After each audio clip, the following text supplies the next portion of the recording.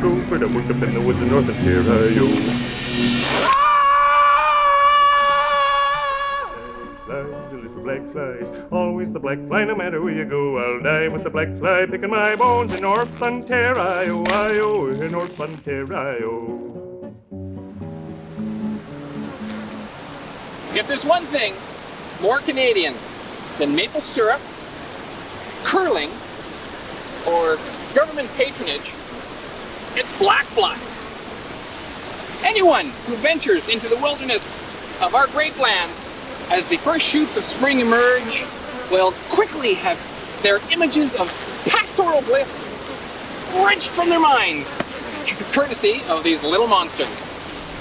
Well, it's the first time I actually experienced a cloud of black flies. It was a windy day, so normally you would take a campsite on an island, and that's exactly what an old girlfriend and I did. We figured we could gallivant across the island naked and jump in the water in a beautiful early June day, and we did exactly that, thinking we were free of black flies, and lo and behold, we sat on the shore after about 5 minutes, and we noticed this black cloud actually just skimming over the water, coming up against the wind, and it seems to be a tactic of the black fly is that they can actually move in fairly strong winds with great force in numbers, and they hit the island, and it was unbelievable. It was so thick that they just covered our body. The whole bodies were just black with black flies, and we rushed to the tent and just got inside, and then just started cleaning our bodies off of black flies, and I think we counted probably about 300 on the inside screen of the tent once we were finished. Expect hundreds, indeed thousands of them, buzzing and swarming and crawling all over you. Pound for pound, these may be the most vicious and bloodthirsty creatures on our planet. Even grizzly bears run for cover when they attack. They sneak into every crevice and niche of your anatomy. In your hair, up your sleeves, in your ear, in your mouth, into the lines of your eyes, up your nose, under your belt, and down into the most furthest and most private parts of your body. And they leave a hallmark of their visit, a calling card, if you will. First, a spot of blood that never seems to stop flowing, followed by a red welt to match the dozens of other red welts until you look like a strange subject from some Nubian tattoo ritual gone horribly wrong. And then there's the itch. And you know you're not supposed to scratch. Your mother was right.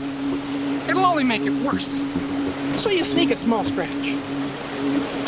But now you're hooked, and you need another fix. Heroin seems tame by comparison. Is it any wonder that a Jesuit missionary referred to them as the worst martyrdom I have suffered in this country? South River is world-renowned for its International Black Fly Festival. So basically, we have a black fly hunt here in South River in preparation to try to get the tourists to come up here because there's too many bugs for them normally. So we try to hunt them. How did the black fly evolve into such a maddeningly efficient blood-sucking machine? Well, first, they don't actually feed off of us at all. Like mosquitoes and other biting flies, it's only the females who bite, and they only use the blood to develop their young. Most of the time, black flies are rather benign and eat flower nectar for nourishment. But once mated, bloodlust takes over, and nothing will stop the female from finding food for her young. Over 200 million years of instinct and evolution take over, and we don't stand a chance. An elderly man had got into the bush on the South Tetapaga River, and he got turned around, and for 3 days he walked in circles and went basically berserk because of the black fly season. And a man from town who was a trapper and his dogs actually recovered him and found him, and he recovered, and he wrote the story about his experience in being lost in the bush, and that the whole experience of being lost was nothing compared to being driven crazy by the blackflies. First in the blackfly's arsenal of tools is its terrific vision. Large compound eyes are tuned to detect motion. It can see a canoe gently gliding by in the middle of a large lake. To a blackfly, motion means animal, which means blood. Swarms of blackflies head to the moving object. As they come closer, they start to pick up a whiff of carbon dioxide, which feeds their frenzy. Once they land, they explore. Now they use heat to determine where blood is close to the surface. If they don't feel the heat, such as in a cold-blooded animal, they don't bite. But once they've chosen a site, they grab into your skin with the claws on their specially adapted forelegs, apply their mouth, and latch on. The blackflies, they bother them a lot. I think more than mosquitoes too.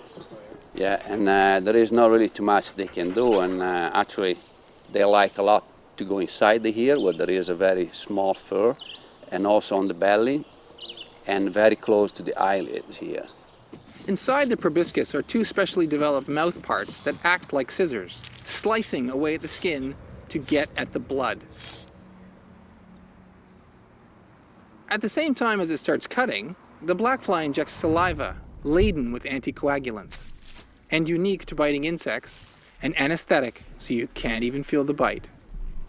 It then starts to suck.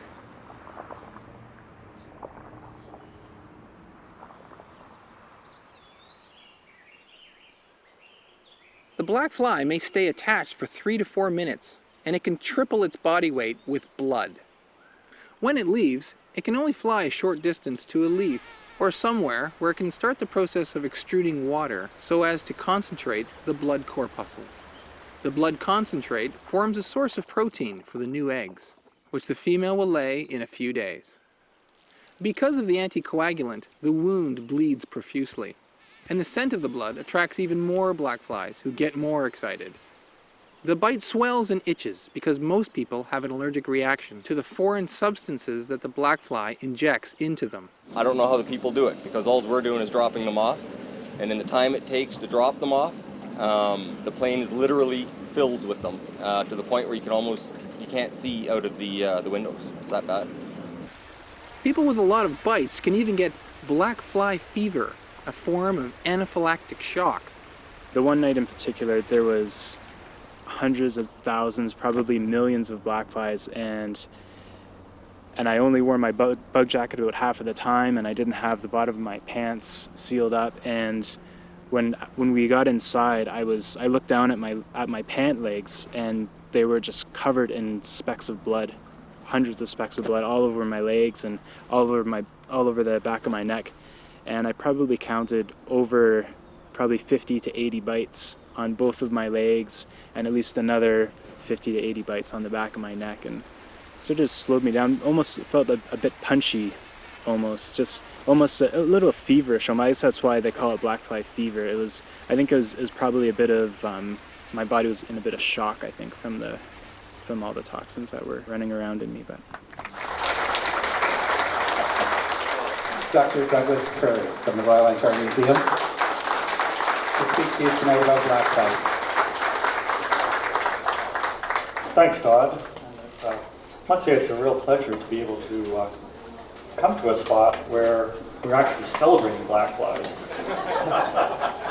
And it's furthermore a real pleasure to not have to spend the first 5 or so minutes explaining what blackflies are. You might be surprised that there are at least 1,800 species known to science, and these are ones that have names. There are a heck of a lot more that don't have names. My recommendation is to dress properly, tuck your pants into your socks, wear a t-shirt and a shirt over top of that, and for me, a bug shirt that's covered with DEET is absolutely the best way to keep them away for long periods.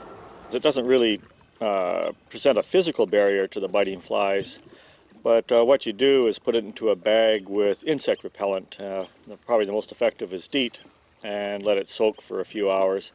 And it can last virtually for days on end, and it keeps the flies at a pretty good distance from you, so you don't have to worry about having your your hands or face clouded with flies.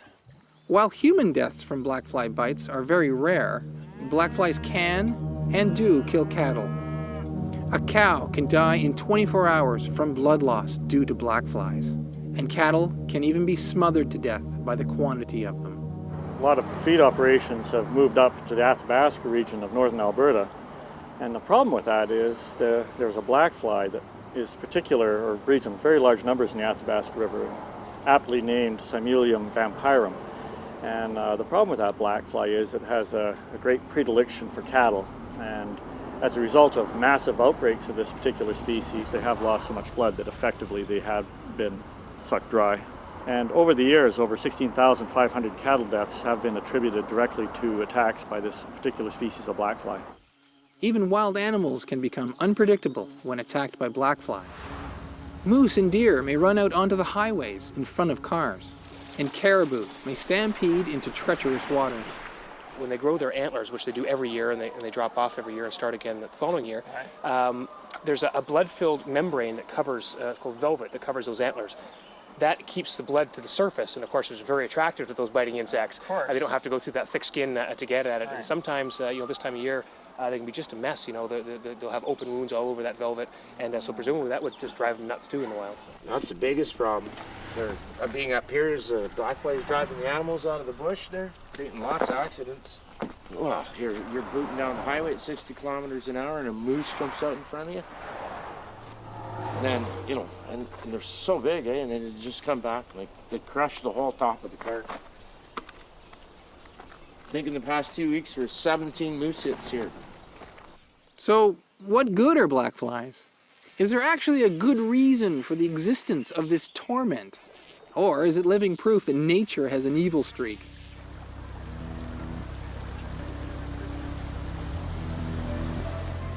Adult blackflies are small, even by insect standards, and they're fast. Not much is willing to expend the effort to catch so little substance. Occasionally, they might land in a spider web, but usually they fly right through. A dragonfly, a swallow, a swift, a fish might even get the odd blackfly. But the adult blackfly is not known to be a major part of any creature's diet. In fact, this is one of the reasons why they exist in such high numbers. However, there are certain parasitic diseases and fungi that can reduce their numbers. Well, they feed on nectar, and some people say that without blackflies there'd be no pollination of blueberries. The blackflies pollinate blueberries has been going around for a long time as part of our folk wisdom. But a colleague of mine at Brock University undertook to test this folk wisdom several years ago and found that they have absolutely no pollination capabilities whatsoever. And the primary problem for them is that they're just too small. They'll go up and rob the nectar out of a plant, but they're not large enough to transfer pollen to where it needs to be. While the adults may contribute in ways that we do not yet understand, there is a very important role that the young blackfly, the larva, plays. The blackfly's life cycle is like the butterfly's. It starts out as an egg, it has a worm-like larval form, it then creates a pupa and then emerges as a fully developed adult. A blackfly actually spends the majority of its life as an aquatic larva. And the larvae are incredibly efficient feeders on minute organic matter flowing along the streams. You can find blackfly larvae in most streams of the north. They are particularly abundant at the outlets of lakes, where the nutrient level is high. So what we have here is a rock pulled at random from this stream. And as you can see, it's literally writhing with various forms of life, but predominantly blackflies. What we have, the most active creatures on this rock are predatory caddisflies, which are running over and selectively pulling blackfly larvae off to eat. This is a really nice example of the aquatic food chain where blackflies are the primary consumers. And the secondary consumers, the caddisflies, are eating them, and basically organic materials are made available to creatures higher up the food chain. The blackfly larvae are filter feeders. They have evolved specialized fans that can catch minute particles from the flowing water. They stuff them into their mouths as fast as they can. The fans have an electrochemical charge that can attract even the smallest bacteria. With the average stream or river having countless thousands and millions of these larvae, over 90% of the organic matter can be filtered out over a kilometer stretch. And some of the things they are filtering out are human pathogens, such as E. coli and Giardia, also known as beaver fever.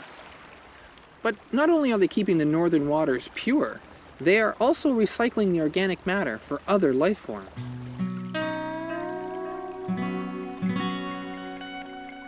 Only about 15% of the organic matter that they ingest is actually processed as food. The rest passes through, compacted as feces. The blackfly feces are now large enough that other organisms can take advantage of the food content, and the larvae make a lot of feces. One Swedish study estimated that 60 tons of feces were generated every day in a 1 kilometer stretch of a typical river. Blackflies are a critical part of the ecosystems that support the waterfowl and game fish of our lakes and rivers. The blackfly larva has developed a clever solution. The larva spins a very sticky, waterproof silk that will fasten to most any surface.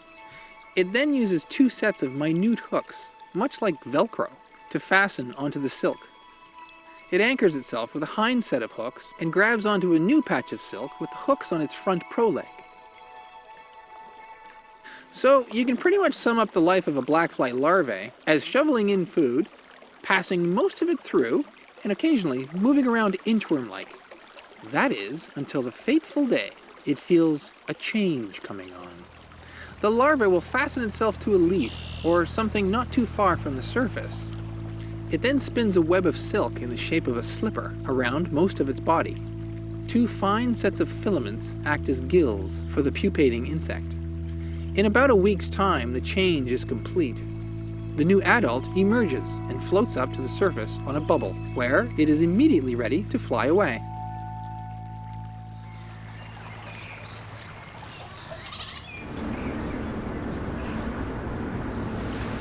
Having blackfly larvae in a stream is a good indicator of water quality. Ironically, as more polluted streams are being cleaned up in settled areas, blackflies are making a comeback. Last call for people in the speed hunt. Young people, last call for the speed hunt. Any more young people? Last call. Tournament, huh? Go. Okay, go to the river. So the young people have just set off. They've got 20 minutes to catch as many blackflies as they can.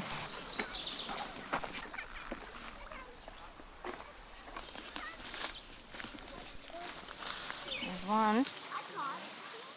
Blackflies are in there? No, big ones are still alive. We'll have to squish them. I gotta go, and we will check in later, and I will show you how many blackflies I have in my little baggie after having caught them. But I have to. Bye.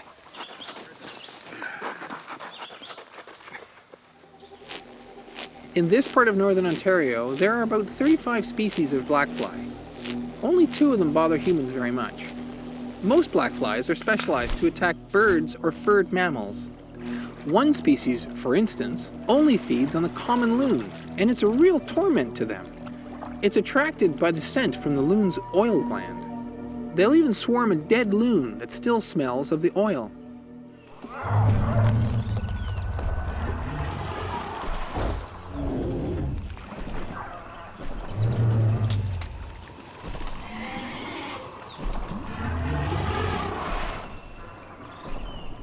Scientists have found ancient blackflies preserved in amber, and they have hardly changed a bit over all this time.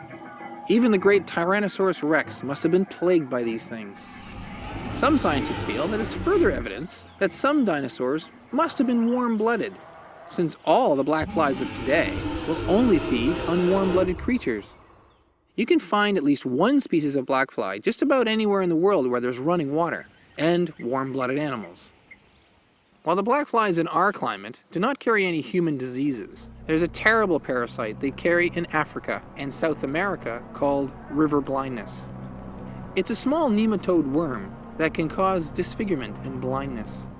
Some North American blackfly species, however, carry a malaria-like parasite that affects birds. Others carry diseases that affect hoofed mammals. You know, if you meet somebody, I don't necessarily immediately tell them that I study black flies. I might tell them I'm a curator of entomology, I study evolution. It's only afterwards that you segue into that your driving passion in life is black flies. I just became more and more interested in black flies and started reading more about the different life history stages and the ecology and the evolution of black flies, and it just became a really interesting story that has been happening with black flies. My name is Amy Sharp, and I'm actually a black fly researcher at the research station. So you're like a professional. Quasi-professional. Once you do tell people that you study black flies, you often get a very interesting response, and they share a lot of stories about their own personal experiences, and it's always a joy to shed light on these probably misunderstood and reviled creatures. And then plus having the chance to go up to Algonquin Park for about 3 summers in a row during the peak season and do lots of field work and live out in the bush for a couple of months, that was very appealing to me as well. Flow around the other way with the black flies, the little black flies. Always the black fly, no matter where you go. I'll die with the black fly, picking my bones in North Ontario, in North Ontario. So we serve it to the east and we serve it to the west, and we couldn't make our minds up how to do it best. Little lab, what shall I do? For I'm all but going crazy with the survey crew and the black flies, the little black flies. All by my lullaby.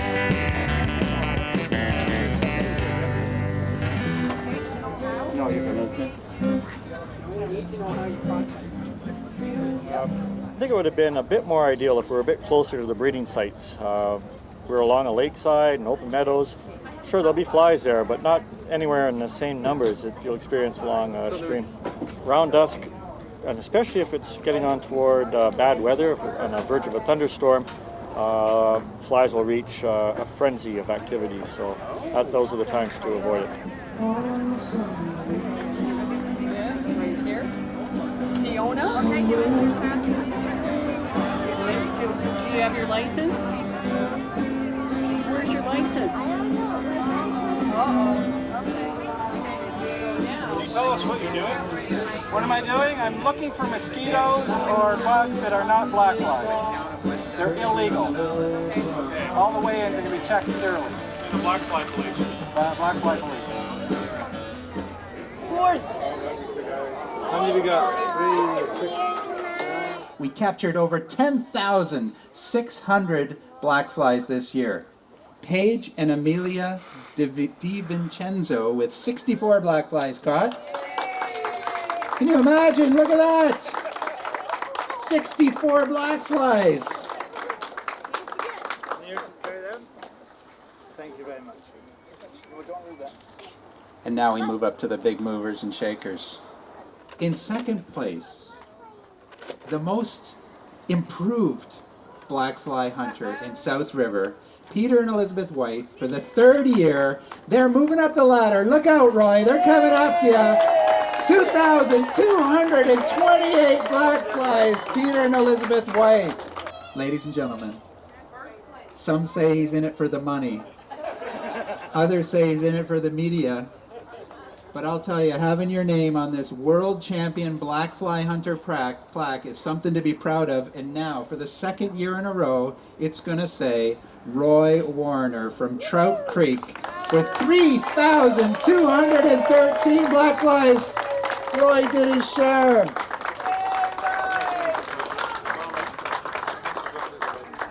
Roy, you're the first place winner. Second year in a row. 2nd year in a row. How did you manage that? It was tough. It was tough? They were hard to come by this year. He won't give out his secrets. None of you people that scored high seem to have many whites. Oh, I mean, I'm looking at you now. You don't have any whites on you. So this is the South River black fly hunt.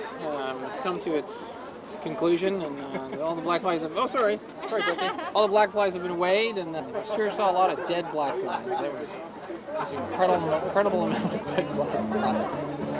At last the job was over, Black Toby said we're through with the little Abitibi and the survey crew. 'Twas a wonderful experience, and this I know. So you have to wear dark colors. That's why the shirts are black, to attract black flies. I'll never go again to North Ontario.